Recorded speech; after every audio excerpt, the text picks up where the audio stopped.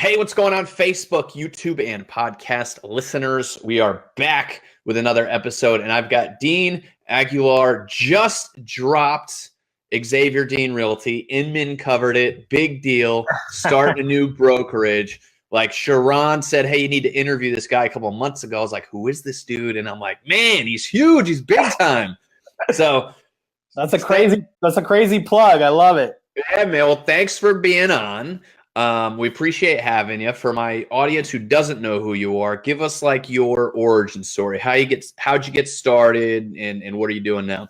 Yeah, absolutely. So, my career actually started on the East Coast. I'm originally from Washington, D.C., and I used to be actually in the fitness industry, believe it or not. I was a personal trainer in sales, ran a gym.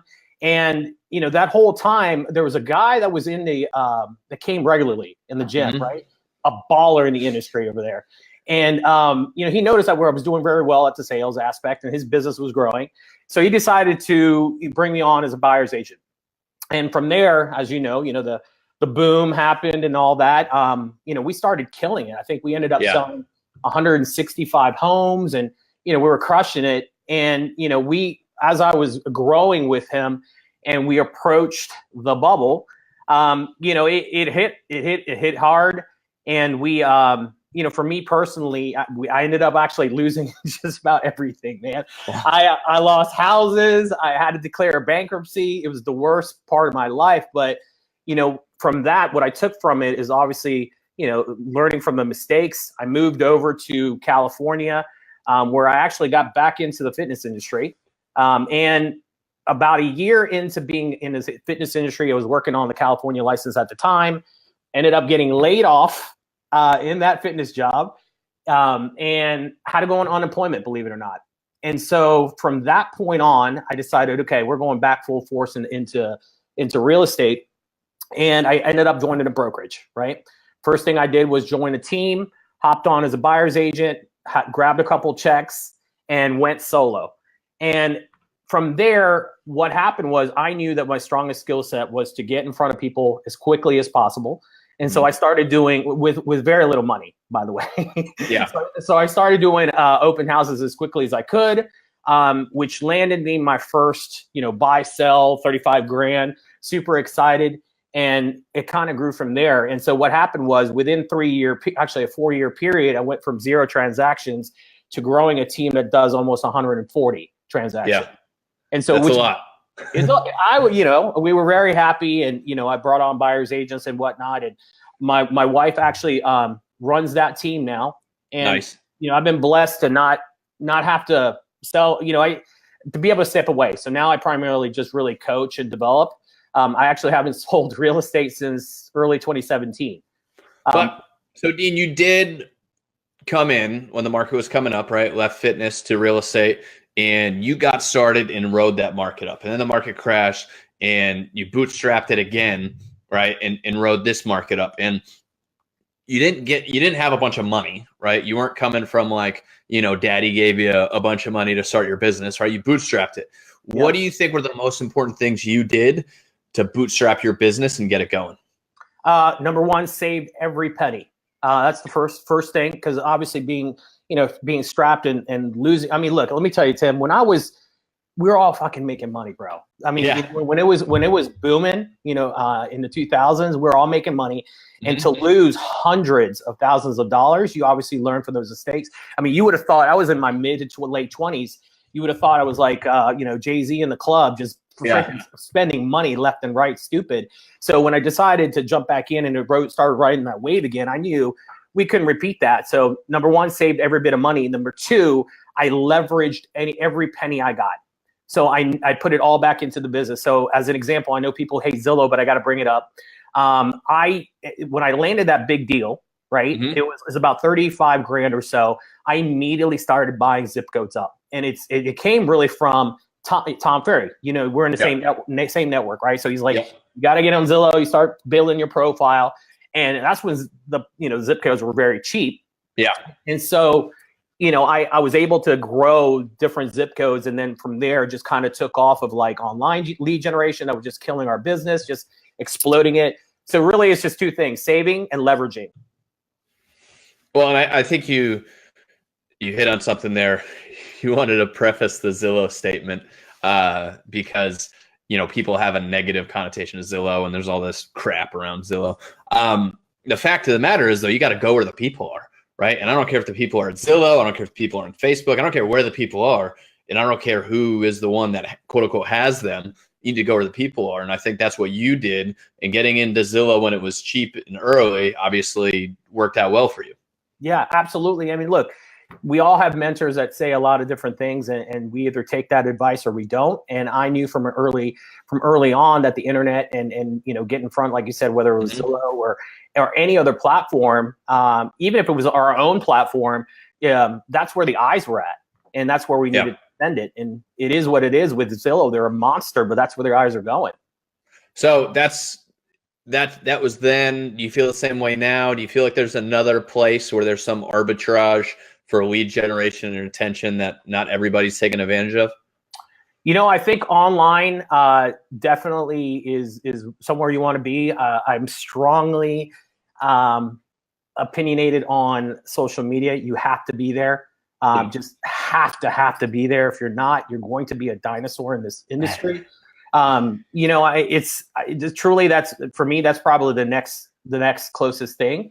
Other than your typical, building relationships and stuff like that through your social media or through your sphere. Go ahead. So how do you take social media into closed sales? I think that's a big challenge that people have. They're like, great, I need to be posting on Facebook, but how do I turn that into sales? Right. So I think that, you have to become I like to call it like a celebrity, a social media celebrity. Yeah. So look, here's a perfect example. You have this show. Mm-hmm. Okay. If the show is directed to, the public and it's kind of hard to really put an actual tangible number on how that affects your business, but I want to believe that it does. Yeah. The consumer is going to see you over and over again. And so to me, it's almost like doing a digital farming. Shit, you're out there enough giving, who you are to the consumer, you're bound to get business. Is it easy to track as it is an internet lead? Probably not. But it's another way to brand yourself for sure. One thing too is that, when I do this show, I always joke, like if I did something for the local community, I'd probably make a lot more money, right? Like I do this because I enjoy talking to real estate people. So it's kind of the passion. So I'm going in on it. On the same hand, though, when people look me up, the fact that I have this show that I'm talking to real estate people and I'm talking about real estate, it shows me as an expert. And so anytime you can build content that shows you as an expert, I think it's important. Even if it doesn't seem like it's directed at buyers and sellers, you got to understand buyers and sellers are going to Google you. Yep. And then what are they going to find? Absolutely. I mean, imagine how powerful that is. So like you're putting on a Facebook show, you're putting on a YouTube show, whatever that case may be. Mm-hmm. You see the amount of views or interactions, and you go on a listing appointment, or hell, you even go on a buyer consultation, and you're showing your social proof through social media, through the way that buyers are now communicating. It's powerful. It's powerful stuff. So what are your favorite pieces of content that you see agents creating? I truly am into the community.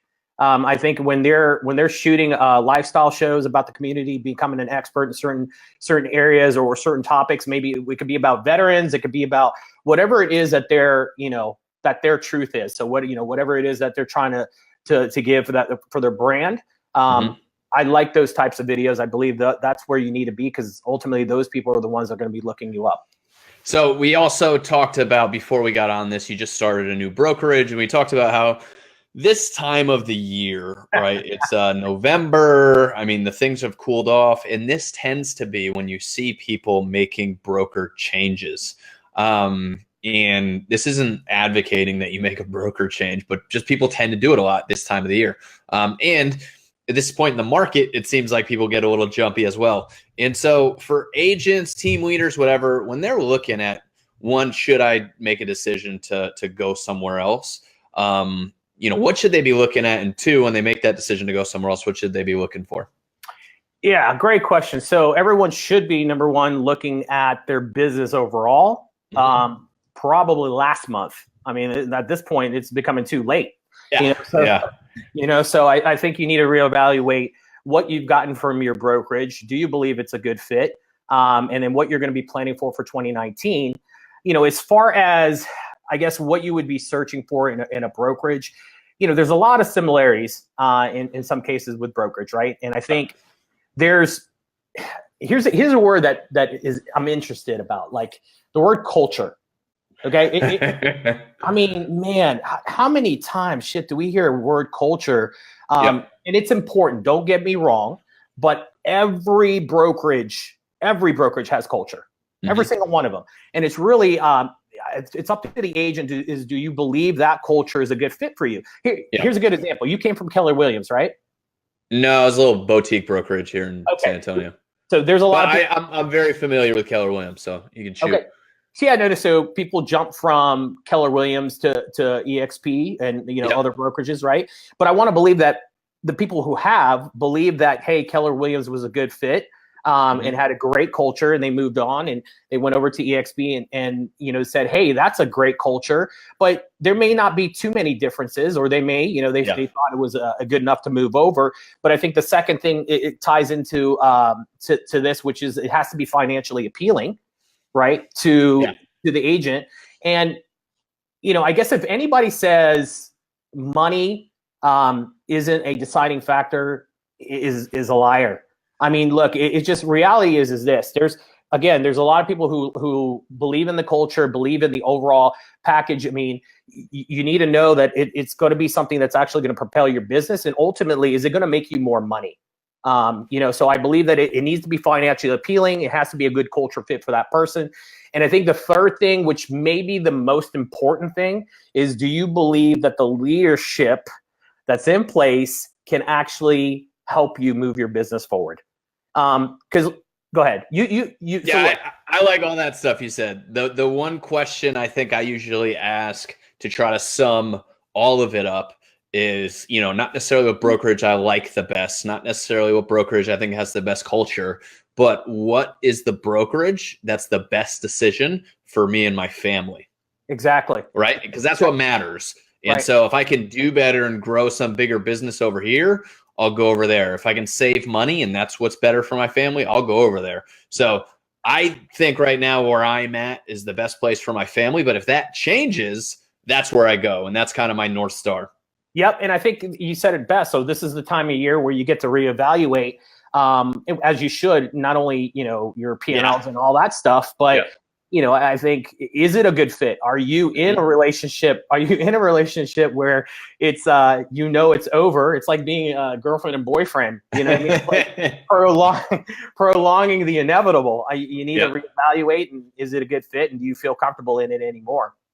And the thing is too, it's like, going back to that question, like a brokerage that is embracing technology is something that's in the best interest of my family's future. And so although, I may take a hit to go somewhere else that's a little more tech forward, like, what are they offering? You know what I mean? So it's not always like that statement that I made doesn't necessarily mean like just an expense line and just what's the cheapest. But yeah, I mean, I think you have to do like, what is the overall vision of the company you're at?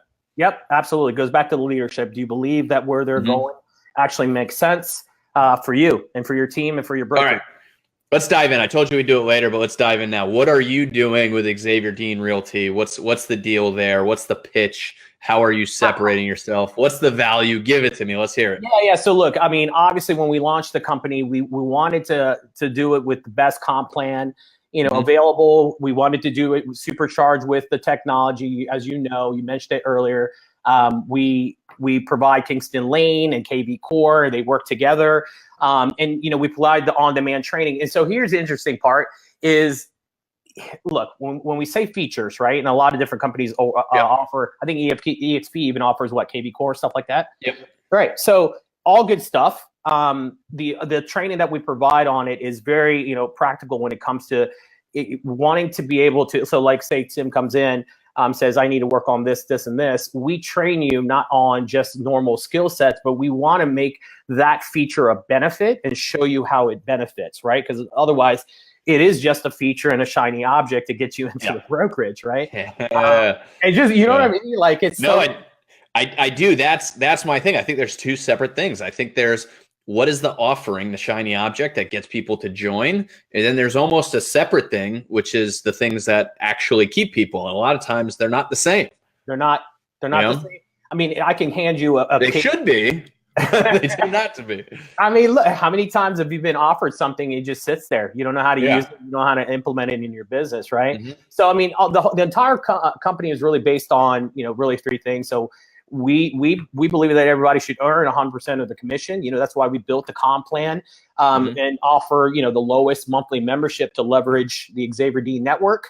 I really believe that the agents, should really kind of drive their business. And I strongly believe that, technology and the systems in place, it should do it faster, more efficiently. So, that's the reason why our tech partners are built for ease, push button technology.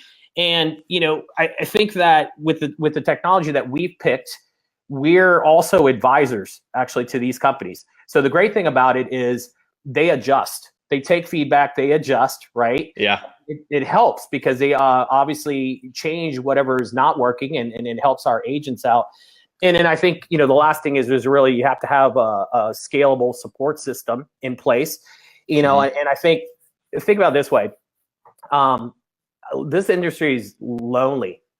I mean, you get to, let's face it, you get to win alone, you get to lose alone, right? You struggle alone. Yeah. It's just, and what we're trying to do is we're trying to not have that feeling for our agents. That's why, it's really embedded into the DNA of the company of just being able to access all this on demand in kind of a regular sequence, to kind of, focus in on performance and production. I like it. Chris is local to me here in San Antonio. He says, I have a brokerage with a similar model and curious to know how you decide on what tools you would include. I think it's a good question because brokers, team leaders are trying to figure out, okay, everything's got an expense line next to it. What should I be offering to agents?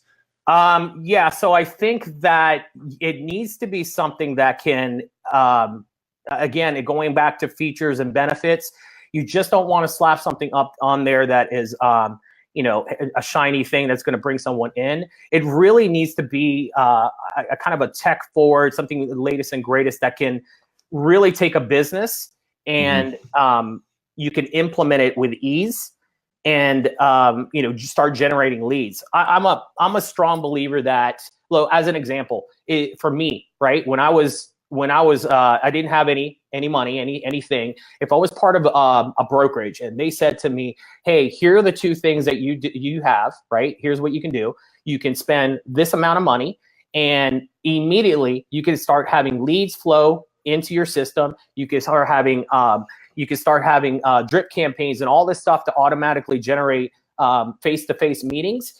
Whatever that is for you, it may not be KV Core and Kingston Lane, whatever that is.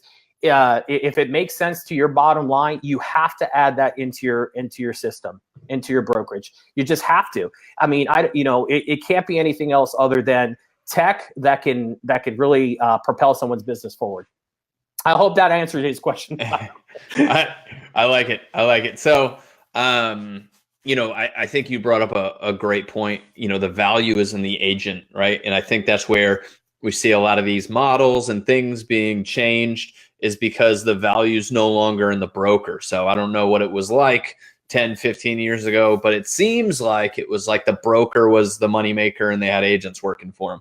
Now, I mean, the agents are the one adding the value, and that's why we have so many tweaks in the compensation structures in these different places because they're trying to accommodate that for that. Yep. So, I mean, what would you say about the whole value add proposition of the agent? Yeah. So, I mean, look, just like there's commission compression, there's broker compression. Yes. I mean, there is shit. Look at for it. sure. I mean, you know this. I mean, everyone that's in the industry for any amount of time knows that you used to be able to get away with so much and give very basic stuff and take 6, 30, 40, 20, whatever percent of their commissions. And as a brokerage, you have to be able to stay ahead of this, and you have to provide the most possible to the agents. And truthfully, like, one of the real reasons why I wanted to do this really came from being super annoyed with with the brokerage. Yeah. You know, it had to be all about the brokerage, right? Yep. And the branding was really, it was mainly all them. Mhm. And what was I getting for the amount of money that I was giving back? And I know you've heard that time again, but that shit is real. I mean, it just is. You know, I mean, that's what it is. So, well, in another thing that I think is interesting is when you talk about, you know, the broker compression and just the overall brokerage model. We were on with Sharon and Rob. We talked about this for a little while too. It's like the 70-30 split, capped, that stuff is hoping for the middle of the road agent. yep. You know what I mean? Because that's where you make the most, is on the one that caps but doesn't go crazy. And the incentive structure can be a little bit tough there when you're incentivized to have your agents do pretty well but not fantastic. And when you look at the whole 80-20 rule, it's like if the top, well, really the 90-10 rule in real estate, those top 10 real estate agents are the only ones you should really care about and take care of them, because they're going to drive your whole business. Right. Yep. Exactly. You know, I mean, man, I don't even know where to go with that. You said it best, bro. I mean, Brandy jumped in with a question. See, I know it's off topic, but do you think a personal coach is worth it? That is a hot topic in real estate, you know? Man, okay. So you and I share the same network. Yep. You're in coaching. I'm in coaching. Quick shout out to Mary Jett. I love you if you're watching. But the answer is yes and no. Here's what I mean by that. If you're 100% committed, coaching is all about execution. That's it. Yeah. You know, I can give you all the tools in the world. If you're not 100% committed, it will never, ever, ever, ever, ever work for you. And so for me, I've always had a coach. I had a coach in sports. I've had a coach, you know, in sales and many different companies. I have 3 coaches now. And there's always a reason to you know, have an accountability partner, learn and grow. And if you're not, again, you will be left behind in this industry. You know, I'm never one to claim that I know a lot about anything. You know, I'm good at my strengths, and there's certain areas that I have to continuously grow on every single day. And the only way to do that is you've got to learn from people who do it better or know more. You know, go ahead. I know that you feel the same way. I mean, I couldn't be more happy with the Tom Ferry Network. You know, I mean, I think also too, it depends on, you know, I think it takes a lot of self-reflection and self-awareness to figure out who you are. I mean, I am a pure artist, right? When you talk about the artist, the entrepreneur, and the operator. Yeah. And if I don't have a coach, if I don't have that type of guidance, somebody saying, hey, Tim, I know you've got a million ideas, but you need to do this. You know what I mean? Like, I personally, I need that because I'm totally scatterbrained. Other people, I feel like, wake up every morning and they just go to work. They work their butt off and they go home, they go to sleep. And maybe they're good with that. Maybe that's all they need. And so, you know, I mean, does everybody need a personal coach? I don't. I know plenty of people that don't, and I know plenty of people that do. And I think it takes a lot of self-awareness to figure out who you are and what you think you need. Yep. Yeah, I mean, I certainly agree with that. I can't say anything wrong with that. I think it goes back to, like you said, the person themselves. And even if they decide to do it, like I said, it's just they have to be able to follow through if that's what they're going to do. I think too many times. So you know what, man, the thing that bothers me about people and getting coaches, right? And you hear this time and time again, is it doesn't work.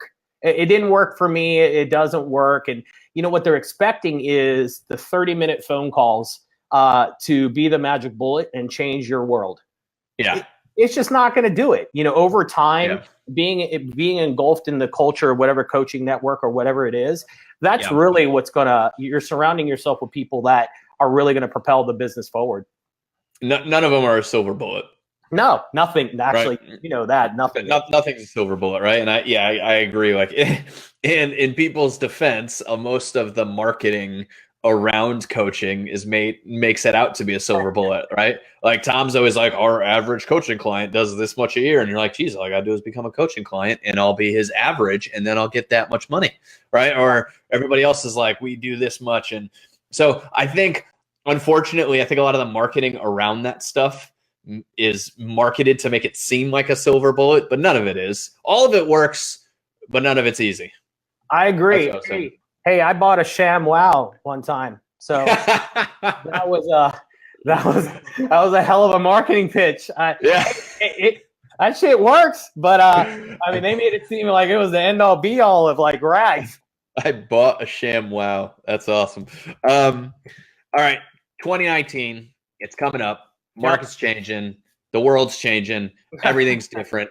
Yeah. What do you think agents need to be doing if there's like one thing you want them to put into their business in 2019 to build their brick house? What would it be? So how about three things? I would say now more than ever, they have to go deeper into the relationships that they have. So past clients, and look, it isn't just past clients. Really, it's their vendors, their loan officers, their title. You know what's funny is I'm guilty of this. I have blown off so many title and mortgage people trying to get business from me. And I look at it, these people are working hard, and now more than ever, I think it's just, you need to have those relationships, because these are the people who potentially, could work with you, and you could increase both your businesses. So number one, go deeper, especially with your past clients. If you haven't been touching your past clients, man, it's how many times have people, turned and burned a deal and have completely forgotten about those folks. And look, I understand, especially in a hot market, we all do it. It's like you're. Well, none of that. How many times have you found out a past client sold to somebody else? Oh God, isn't that the worst? Isn't that the worst? And I mean, I think people do it just because they, don't. When they don't do it, is they feel super guilty about how that conversation is going to go or whatever, right? Yeah. But I think now more than ever, you have to be able to provide value to these folks and be advisors and let them know what's happening in the industry and reach out to them. So that's one of the main things, is you got to go deeper, because referrals are going to be very big in 2019. I strongly believe it. You have to have social media presence. Branding is for me, I think, is going to be super huge. You got to be a digital mayor, as Tom would put it. You got to be out there, become a social media celebrity in the areas that you serve. You got to be delivering on your message and your services. So that would be the second. I think the third thing is probably one of the biggest things. So people in this industry tend to wing it. And I don't know whether you, being an artist, all over the place, and I'm not saying that you are. I'm just saying, artists tend to be. I am. I wing everything. Yeah, no doubt about it. No, but you know what I'm saying is like, it tends to be kind of like by feeling and this, that, and the other. And so systems, it should be highly, highly automated. You have to have systems in place for everything, like your listing presentation, the way that you touch your clients. From A to Z. Do you have a drip campaign? The referrals, the buyer intake forms, like everything. Everything should be systemized. And I think now more than ever, that's going to help your business, kind of grow throughout 2019. Because if you're trying to wing it and you have no plan, you're going to be in a world of hurt. I like it. All right, we got another question from the audience. What is the best online strategy for seller leads? Well, can I give you man, I'd hate to pitch Kingston Lane. Don't worry. Kingston Lane's been pitched plenty on here. Somebody listens. They know I love me some Kingston Lane. Okay. All right. Well, look, I mean, I can only give you an example of really, obviously then the obvious of, working expires and FSBOs and stuff like that. I strongly believe that if you're trying to target a certain area, digital is the way to go. I really do. I think it's very hard these days to spend, thousands of dollars, to send out postcards 2 to 3 times a month. I'm not saying it's not an added piece, but you're spending thousands of dollars really to get in front of a listing appointment. Anyway, so if you're doing an online strategy, and let's say you're using Kingston Lane like we offer, right? When we pre-launched, we took one agent, we gave that agent $100 spend right on the Kingston Lane network. What we did is we ran a very specific geographic location that person wanted to work in. Okay. So we hyper focused on that location, ran the ads. Out of that $100 spend, okay, it was like 3.5 weeks, they ended up getting 29 leads. Okay. Out of the 29 leads though, 12 of them were email only. Okay. The agent, and we had a system around it. So the agent door knocked all 29 leads, okay, with CMAs and whatnot. They ended up having 9 conversations out of the 29. Out of the 9 conversations, there were 3 appointments. 2 of the appointments were for just, kind of a more in-depth CMA. One of them was for an actual listing appointment for January. So they went in, did the listing appointment, did not get it. And they sent another updated solds that were in the area within the last 2 weeks, which actually did impact their value. And within, I think, a week, which was last Tuesday, she got a call back and landed the listing. Okay, so now here's this is not, so listen, here's the thing. Is that normal? No. I think that what a person needs to do is they have to reevaluate what their process is around, online lead generation, seller leads. Because if we're just talking about home value, that shit has been beat over and over again for the last few years. It's the processes that you have, and then it's the follow-up. That's where people usually drop off. If you're not willing to go back to the doors or door knock, if you don't have numbers, you should be able to hit up all these different systems that will give you the numbers, and call even if there's 10 numbers for one address, call them all. And so I hope that answered his question, but there's a whole system behind it that you should be able to run. Yeah, I guess the answer for the best way to get seller leads online is to get your online seller leads offline, right? And get in front of them. So figure out how can you get in front of these leads, not necessarily how you can drip on them, because the consumer as a whole is so tired of being dripped on that you need to make that jump. You got to figure out how to get in front of people. I don't know how many people drip on me and call me, but there's not many people. Hasn't been knock on my door today. So. Exactly. And look, they're used to these. They're used to the home value stuff, and they still want to raise their hand and know about it. But you're right, getting faced. You want something funny that I love is Mike Ferry used to say this: is you want to sell more real estate, talk to more people. That's it. That's it. The only way to do it is get in front of them.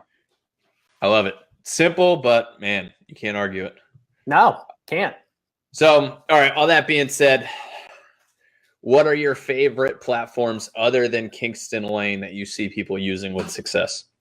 Agentology is huge in my book. I'm sorry. Well, Agentology as well. We have used it on the team, so they're ISAs. Agent Legend, love Agent Legend. Again, automation for me is huge. So if anybody doesn't know what Agent Legend is, and you're using online lead generation, these are things that are custom to you. So it records your own voice. It drips on these folks. It answers the inbound leads automatically. The texts are set in a way where it's not your standard long ass text. It's very trigger focused, right? So very simple, like a human person would normally respond. So I'm big on that. I'm big on anything that's really automated, that you can automate your business. Let's see what else. There's things like, man, what else can I think out there that we've used in the past? All right, I'll give you another one. What is your favorite script to follow up with old or cold leads? It's a good one. Well, we got a lot of people have a lot of old and cold leads in their database, and I'm sure they could use some new way to follow up with them because nobody is. Not nobody, but you know what I mean. Yeah, no, I agree. So I think the best way to approach it really is when you call them, still come from a place of value and let them know. So what I like to do is this: there's a lot of times that we've dealt with people who wanted to wait, just wanted to wait, right? Let's say they came into an online lead, we talked to them, and they were about to buy, and then they decided they were going to be a year or two, and we forget to follow up with them. Yeah. And one of the biggest things that I like to do, and I've done this in the past, is I pull, especially if we've ever pulled listings in an area that like if they inquired on a certain property or anything, is I like to show them the amount of money they lost in 1 year. And especially if they are renting, because there's a lot of people that are renting first-time home buyers. Especially right now. I mean, there's tons of graphics out there on rising interest rates and everything else.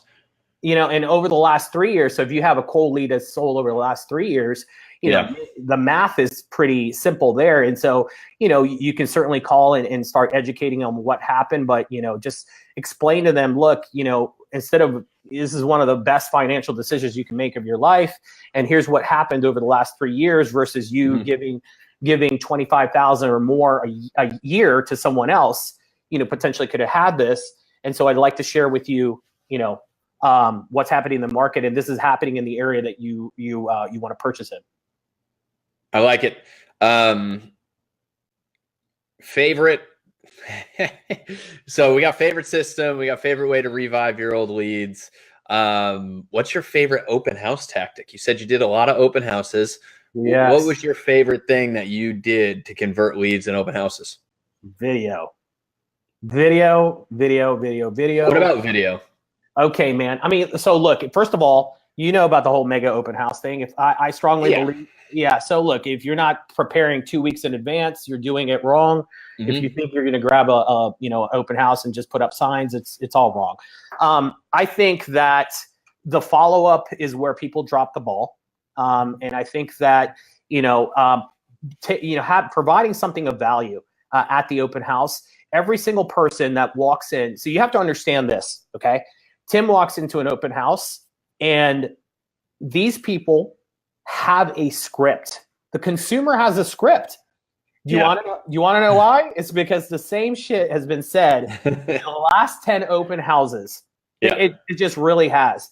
No one wants to allow the person to walk through the house. And I always like to start off the open house by saying, look, after they sign in, is like, can you do me a favor? Can you make sure you come back to me and give me the feedback? And I won't get my feelings hurt, whether it's good or bad. But I'm working very hard for the seller, and I'd love to be able to provide this feedback to them. So what that does is, number one, when someone says that to me, I feel guilty if I don't stop. Yeah. Okay, so they have to give you the feedback there, and then from there, you're slowly building into the qualifying questions. Except for the biggest thing for me is you don't ask anything real estate related until maybe 3 to 5 minutes in the conversation. Nothing. You find a common ground. So Tim, if you're wearing a Patriots T-shirt, I'm going to talk about the fucking Patriots. You know what I mean? I love Tom Brady. Tom Brady's like, you know what I'm saying? It's like you have to immediately be able to find a common ground, because what happens is this: they go to 5, 6, 7 open houses, and immediately it's like, what brings you to the area? How have you been searching? And like the same shit, right? And I think if you know any kind of interest of them first, then as they start to speak, they're going to allow you to ask any question at all. Yeah. I like it. And so I never touched on the video. Sorry. I was going to say, you said video. What do we do with video on open houses? My bad. So immediately, once you collect everybody's, stuff, especially if you hit it off with certain people, big into thanking everyone. If you had something that you were going to follow up with, you have to do it on video.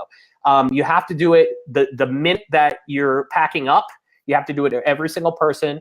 You need to call that person the very next day and send the video as well as a follow-up. And I think that the video should really have something that was said in the open house. And another thing that I forgot to mention is when you're at the open house, you should be able to land someone by not just saying that you're going to set up a search for them. It's you have to be showing up to the open house with every single open house that's around the neighborhood, every single recently sold. Whoa. If I send them to other open houses, somebody else is going to get my buyer. Okay. Well, that's not true. Not especially if you're coming from a place of, service. I think ultimately what happens is this: they're looking for someone to sell them. Okay. They're already prepared for you to sound like a salesperson. And if you're not tied, I know that sounds very hard for people to hear, but if you're not tied to the deal and you come from a place of service, they're going to listen to you more. And part of this whole thing is you're not just going to give them an open house list and send them on their way, because that shit would suck. You would definitely need to have the other things, which is pulling all the expireds, pulling all the pendings, pulling all the actives, is because if you have that other data and there is low inventory, then let's say, for instance, you have something that expires, you certainly can book an appointment and say, hey, look, there's something that, was available that you may like, that's not available in the MLS, that I can possibly get us into, because those sellers raised their hand, et cetera. And now you're coming from a place of service. And not only that, you're able to book an appointment on the spot, because if they are truly looking, which most people are when they enter an open house, because I can't imagine that anybody wants to, especially if they have a dude with them on a Sunday, they're buying, what I mean? So, I mean, that's one of the things that you should be able to provide them value and give them something and possibly book a showing, from there. Yeah, that's what David Serpa was on here, and he said he ends all of his open houses at 3, so he can schedule showings the same day, and that's always the goal. Every open house, the goal is to have showings scheduled for the same day afterwards with a buyer that's come through. Yeah, and look, this is not for everyone, and I don't recommend everyone to do this, especially if you have you haven't qualified your people. But we've sold houses, not that particular house, but we've sold houses from showings that happened immediately after the open house. Yeah. Not even lying. It's the truth. We were so well prepared about what was happening in the area, even coming soons. They immediately leave. You call the agent, hey, I know your listing's coming soon in the next week. Is there any way we can get in there? If that agent lets you in, then it's a win-win for everybody. And it's happened. They've written offers and went into escrow. Yeah. No, so I mean, that's huge. What about sign-ins, iPads? What are some technology things that you see agents do in open houses that you like, or maybe you don't like and they're a distraction? But what do you think people should have at their opens? It's got to be digital. It can't be written. I just think digital is the way to go. It looks more professional. And the strongest thing that I would recommend is, number one, you better have a CRM app that is directly linked into your CRM. You can have a drip that automatically goes out with either a video or information about the open house that they just visited. But I think the number one thing for sign in is most people are fearful of asking them to sign in is, man, and I think it was in Connecticut, the string of robberies that were, right? Yeah. There's like a couple that got busted. Shit, they made out with like 10 grand worth of crap. I mean, I don't know. It was like a weekend. They just went haywire, right? Yeah. And I hate to use fear as a tactic, but it is what it is. So I always tell someone that, would you mind signing in, for the purpose of security and safety of the seller? They really would like to know who's actually visiting the property. All right, bring that back. Give me that script like I'm an open house visitor, because I think people really like that. They need that, and they have trouble with that. So I walk in, boom, I'm checking out the house. What do you say to get me to sign in? Okay. Hey, what's your name? I'm Tim. I have a show. Hey, Tim, nice to meet you. I'm Dean. Hey, would you do me a huge favor? The sellers have asked me, just for the protection of the home and their security. They've got a lot of valuable stuff, as you can imagine. Would you be able to sign in for me so that way we know, obviously who's entering the property? Here you go. Boom. And I hand it right to their face.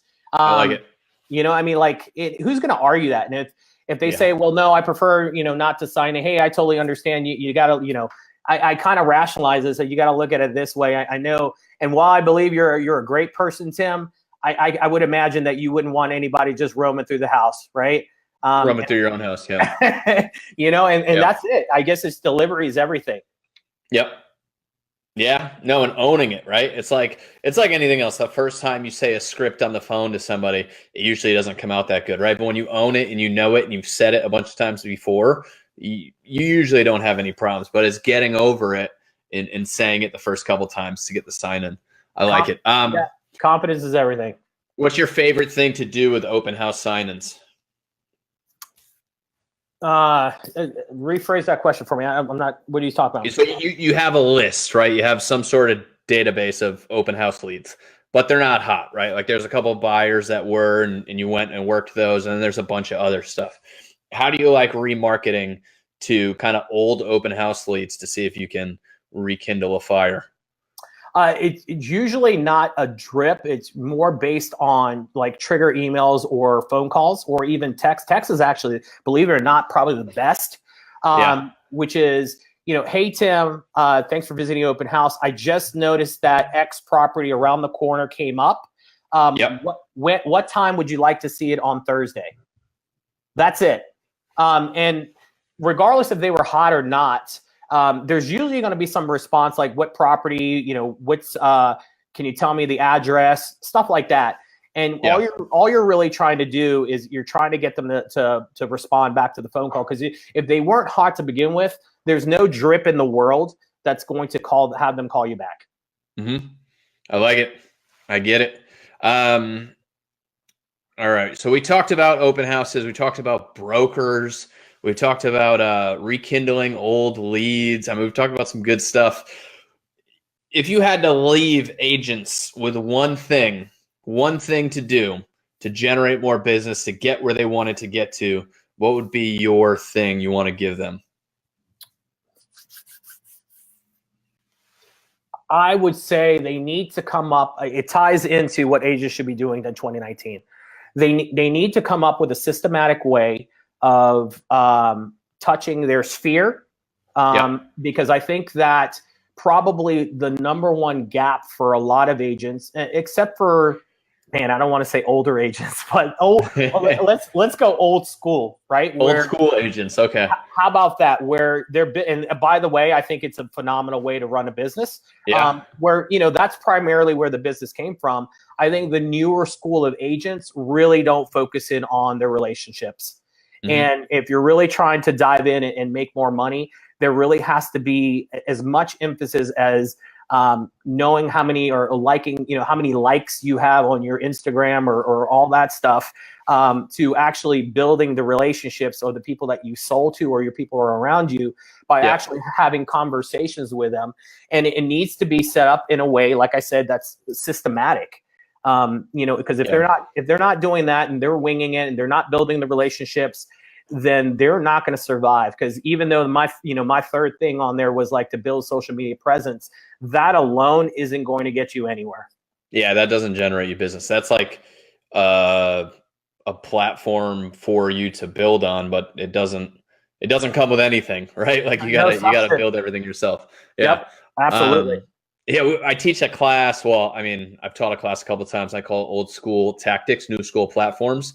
Yep. And it's like social media is not some magic bullet. Social media is just a way for you to do all the old school stuff, which is building relationships. And if you're not using it to build a relationship, if you're just using it to get more likes and be Insta famous, it's not going to do anything for you. So yeah, I'm with you. You got to figure out how to go the next step and build relationships on social. Yeah, to what you said, bro. I mean, listen, like old school way of doing it was that's how you made your money. But this is the internet age, right? That like you can explode your business. You know, one of the favorite things that I love doing, and I got to share with you. People always think that, you know, having just like a drip campaign, sending them some, hey, what's your home, you know, here's your home valuation stuff, and how's the kids, how's the family. When you actually build a relationship with someone, you really need to know everything about them, everything. Yeah. what birthday is, what their dog's name is, and being social media now the way it is, I like a drip campaign on Facebook. And here's what I mean by that. Okay. Tim posts something, and whether or not I've responded to anything, I start liking everything that I always like everything that my clients say. Like, because the natural reaction for someone to that, you notice that is liking your stuff is to like back. Right. Okay, but how do you keep track of them? Like, I mean, there's so much stuff going on in the news feed. How do you even notice your clients?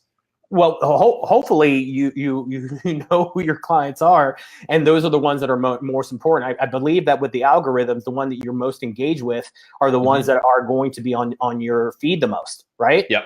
So if you're doing it properly, am I right? You're right, and it's just a funny thing because it's like your feed is a reflection of you, and so I hear so many people complaining about how they hate everybody arguing about politics, and it's like the only reason that stuff's in your feed is because you engage with it. Like the only thing they say, yeah, the only thing that comes up in my feed is like real estate stuff. People talking about real estate, people talking about real estate stuff, and that's it. And I don't really get it when people are complaining about everything. I'm like, I don't get it, but I do. Like somebody will leave their Facebook logged in on my computer, and I'll be like, oh my God, like what is going on here? This is ridiculous. But yeah, your feed, your news feed's a reflection of you. Would that someone? Do you mean your wife? No, she just has like clothes and like different stuff coming up, and I'm like, oh man, you gotta stop shopping. But that's a whole other one. But no, it's just fun. Well, honestly, it's like people that I grew up with. Right. Like, people from my hometown or something. Like you can learn a lot from somebody by snagging their phone from them and scrolling through their feed. It's going to tell you what they engage with. And it's very interesting. But the one thing I wanted to say was you can set up friends groups, and you can set up, like, if there's a person that is a client, I'll put up see first on their thing. So it'll pop up higher in the feed to make sure I'm not missing it.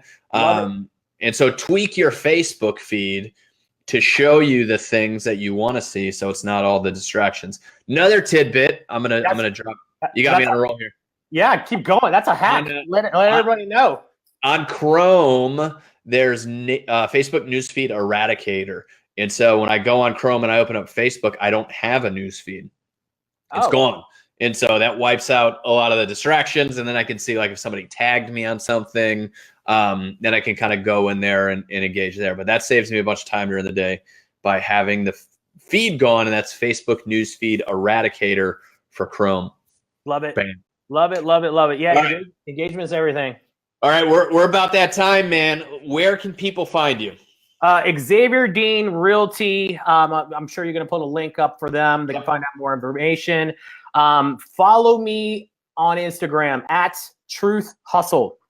Ooh, I like it. At Truth Hustle. All right. Look, and I like it. Now, is the brokerage San Diego right now? Like, what's the plan? Yep, San Diego, 3-year plan, 250 agents, moving up the coast, California. So you're just gonna take coastal California? You coming to Texas anytime soon? No, brother, not on the forecast. Not on the forecast, but I'll be giving you a call if that's the case. All right, man. Well, hey, I appreciate you coming on. I appreciate you dropping some knowledge for us, and yeah, man, I'd love to have you back in the future.